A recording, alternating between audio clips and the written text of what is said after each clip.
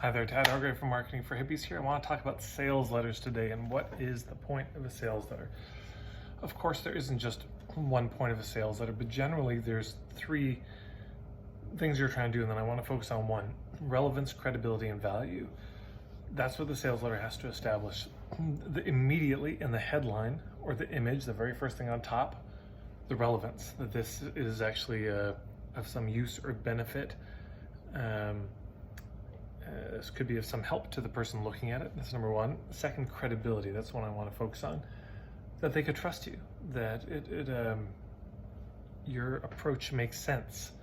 The headline or the photo at the top, that's the big fat claim. That's the thing you're promising to deliver. The sales letter has to make the case that you could deliver that. And then third, value. That it's worth the money. You know, the return on investment is good. That's the purpose of a sales letter. Okay. I want to focus on that second piece though. The credibility piece. I want to suggest that once, if they've gotten past the headline and the subheadline, they're probably interested at some level if they're reading it.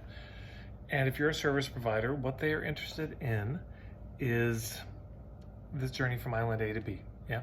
So the headline, if you're a service provider, that's what it speaks to. Here's the symptom you have, the problem you have that you don't like. Here's the result that you want, that you're craving.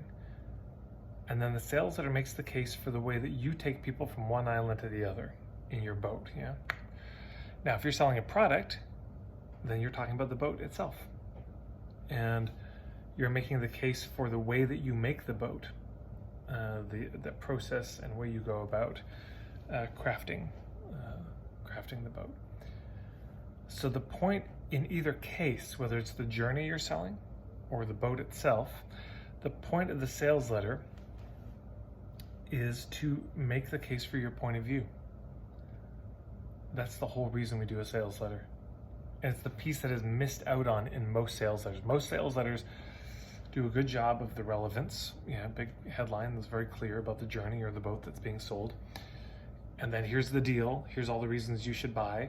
But what they often don't do a good job on, in my opinion, is making a case for the logic, the approach, the point of view, the philosophy, the cosmology, the general take on things, the orientation to the problem, the route that you take, the general set of principles that you use, the map of the territory that you're basing all this on. Yeah. So my book, Point of View Marketing, delves into this in depth, and there's also a whole bunch of videos I have up here around point of view. But let me try to say it this way. When somebody reads a sales letter, ideally by the end of it, they're either leaning in or leaning out. Yeah. They're either disgusted and just, God, I can't believe this. This is ridiculous. I totally disagree with this point of view. Or they should be leaning in and say, oh my God, that makes so much sense. Because here's the thing. Most sales letters don't do this, and so people are sort of neutral. And so the only thing you can rely on then is a really compelling pitch, giving a really good deal, hyping it up, in other words. But let's just say they're leaning in.